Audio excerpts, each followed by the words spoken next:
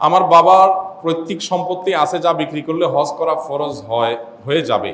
এখন যদি আমার বাবা তা বিক্রি না করে তাহলে আমার বাবার গুনাহ হবে কিনা? খুব দরকারি একটা প্রশ্ন। আপনার বাবার সম্পদ আছে, বিক্রি করলে হজ করার মতো টাকা হবে, এখন তার জন্য কি বিক্রি করে হজ করতে হবে কি না? এটার উত্তর হলো, দেখতে হবে তার এই জায়গাটা কোন পারপাস সার্ভ করে। তার যদি এই জমিগুলোর ফসল দিয়ে তার সংসার চলে তাহলে এটা বিক্রি করে হজে যাওয়া জরুরি না।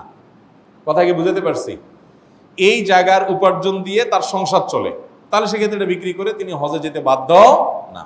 যদি ব্যাপারটা এরকম হয় এই জায়গাটা তার এক্সট্রা আছে না, যে এখানে একটা ফ্ল্যাট কিনে দিয়েছে, ওখানে একটা প্লট কিনে দিয়েছে, ওখানে একটা জায়গা কিনে দিয়েছে, এগুলো আসলে তার অতিরিক্ত, তার যে সংসার চলে তার বাইরে এগুলো অতিরিক্ত, অথবা ল্যান্ডের বিজনেস করেন তিনি, এগুলোর মালিক তিনি, তাহলে সেক্ষেত্রে সেই মূল্য থাকার কারণে তারপরে হজ বর্তাবে, তিনি ওটা বিক্রি করে হোক আর যেভাবে হোক তাকে হজে যেতে হবে।